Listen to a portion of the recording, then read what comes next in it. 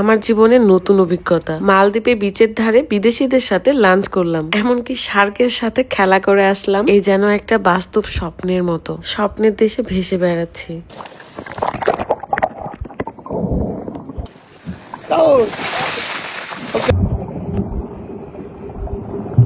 কথায় আছে জীবনটা অনেক সুন্দর যদি উপভোগ করতে পারেন। সব জায়গাতেই কষ্ট আছে, কিন্তু সুখটাকেও খুঁজে বের করতে হয়। অন্য এক দ্বীপে বিচের ধারে বসে আমরা সবাই এনজয় করেছি। আর এই প্রথমবার আমি একটা ঝিনুককে দৌড়ে যেতে দেখলাম, আমারও তার সাথে দৌড়ে যেতে ইচ্ছা করছিল। আসসালামু আলাইকুম এভরিওয়ান, কি অবস্থা সবার, কেমন আছেন?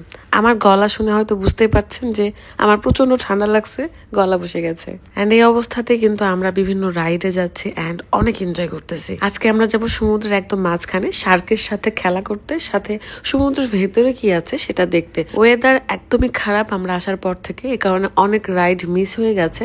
যেমন প্যারাসেলিং করতে পারি নাই। ড্রোন শুট যারা নিচ্ছিল তাদের আগে দিয়েছে, দেন আমরাও আগে যাই এবং নাক বন্ধ করে দেই এক লাফ।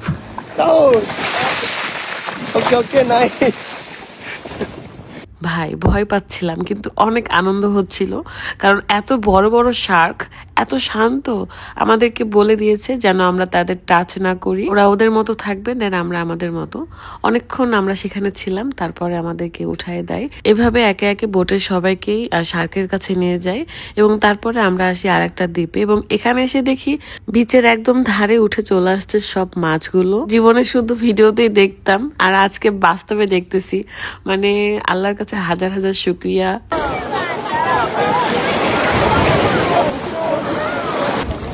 অনেকগুলো এবার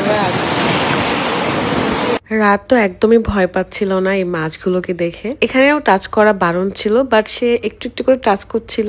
আর আমি ভয় উপরে চলে আসছি, কারণ আমার এত সাহস নাই। ঠিক আছে, সব রাইডে যাব, বাট কোনো টাচ করতে পারবো না। এই দ্বীপটাও এত বেশি সুন্দর, সবাই এখানে অনেক এনজয় করতেছিল।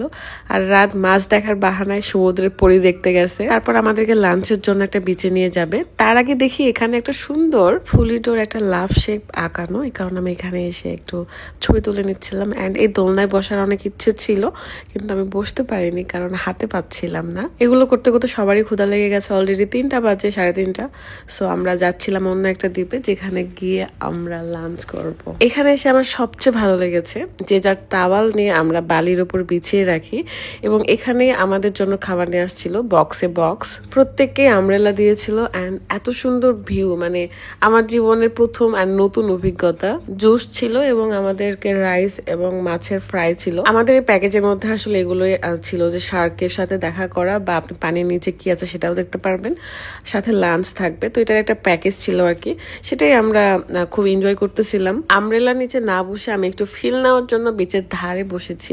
দেখেন খাবারটাও কিন্তু অনেক মজার ছিল, আর পরিমাণেও অনেক বেশি ছিল। প্রত্যেকে খাওয়া দাওয়া শেষে একদম গোসল করতে নেমে যাচ্ছে। বিদেশিরা তো জাস্ট কোনো মতো খেয়েই নেমে পড়েছে, আর আমি জীবনের প্রথম ঝিনুককে এভাবে দৌড়াতে দেখছি। মানে এত সুন্দর লাগছিল। এর মধ্যে একটা পোকা ছিল, দেখতে পেয়ে আমি এটার ভিডিও করে ফেলি। অ্যান্ড এখন একটু দেখতে যাব যে আসলে পানির নিচে কিভাবে দেখা যায়। এটাও আমার কাছে একদমই নতুন অভিজ্ঞতা।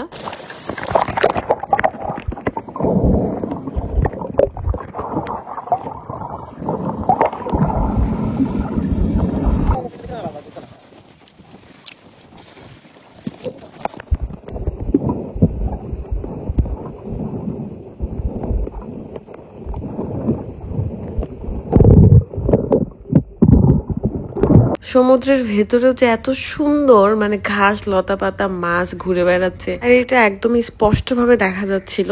যাই হোক, আমরা সেখান থেকে ডিরেক্ট চলে আসি হোটেলে। সুইমিংটা করে তারপরে রওনা হয়ে যাব মালের উদ্দেশ্যে। আজকে আমাদের এই মাফুসিতে লাস্ট দিন, অলরেডি 3-4 দিন থাকা হয়ে গেছে। এখন আমরা যাব মালে থেকে ডিরেক্ট শ্রীলঙ্কাতে 4-5 দিন থাকবো, দেন বাংলাদেশ ব্যাক করব। এই তো জীবনের অনেক অনেক এনজয় করলাম, অনেক অভিজ্ঞতা নিলাম। সবকিছুর জন্য আলহামদুলিল্লাহ।